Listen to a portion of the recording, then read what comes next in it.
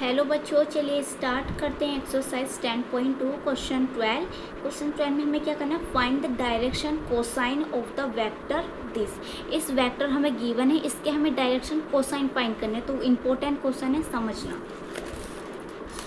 Direction cosine हम कैसे find करते हैं। फर्स्टली इसे हम क्या मान लें, इसे हम आर वेक्टर मान लेंगे, ठीक है ना।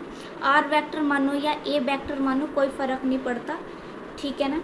आर वेक्टर मान लिया हमने, आप इसे ए वेक्टर भी मान सकते हो, कोई फ़र्क नहीं पड़ेगा।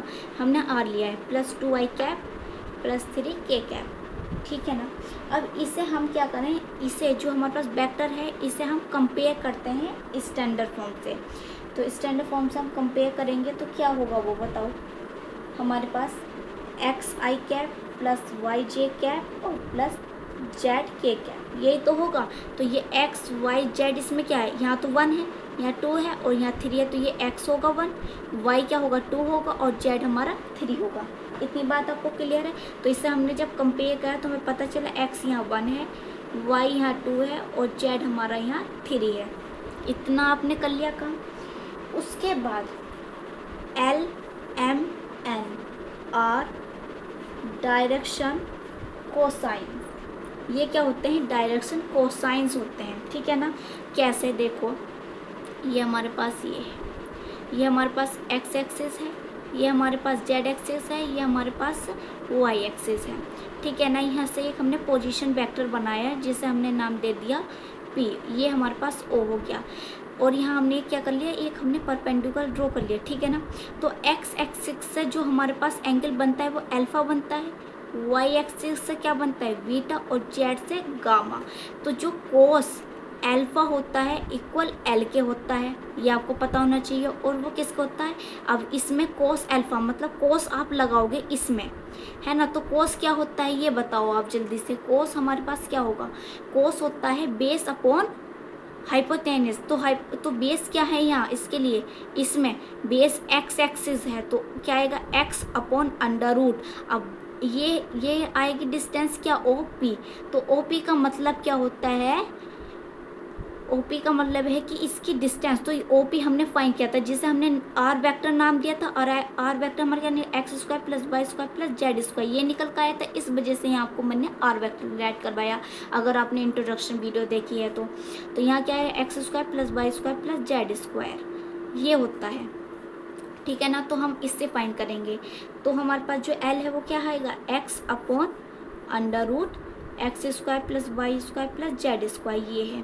तो आप ये सोचोगे कि चलो ये तो x एक्सिस के लिए होगा, y के लिए क्या होगा, y के लिए क्या होगा, बस ये है। x की जगह आपको क्या करना है, y लिखना है, अपॉन में एज इट इज चलेगा ये, ठीक है ना। अब z की बारी है तो ऊपर z लिखना है, अपॉन में एज इट इज ये चलेगा, ठीक है। तो x एक्सिस x क्या है यहाँ 1 है, लिखो यहाँ 1 लिखा, अपॉन x क्या है 1 है, 1 का स्क्वायर प्लस y क्या है 2 का स्क्वायर प्लस 3, क्योंकि z हमारे पास 3 है।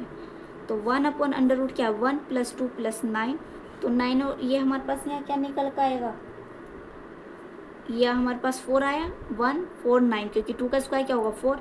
तो हमारे पास 9 और 10 1 14, 1 अपॉन अंडर रूट 14 निकल गया L, ठीक है। अब सेम एज हमें क्या निकालना है M क्या होता है y upon under root x² + y² + z²।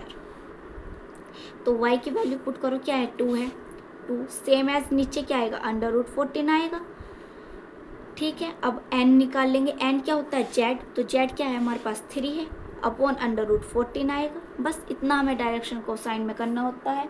तो यहाँ लिख सकते हैं जो हमारे पास L निकल का है 1 अपॉन अंडर रूट 14, M जो आया है हमारे पास निकल के वो आया है 2 अपॉन अंडर रूट 14, और n हमारे पास निकल का आया है 3 अंडर रूट 14।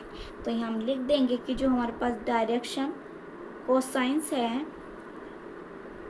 ठीक है ना, डायरेक्शन कोसाइन जो है L M N, वे हमारे पास क्या निकल का है 1 upon under root 14, 2 upon under root 14 और 3 अपॉन अंडर रूट 14, ठीक है ना। तो ये हमारा आंसर आ गया है। ये आपको यहाँ समझाने के लिए मैंने बताया है, वरना हम ऐसे निकालते हर एक क्वेश्चन में। आपको यही अप्लाई करना, पहले कंपेयर करो, x y z निकालो और यहाँ पुट करो, बस डायरेक्शन कोसाइन ऐसे ही निकलते हैं। वीडियो को लाइक करें, शेयर करें, प्लीज़ चैनल को सब्सक्राइब करें।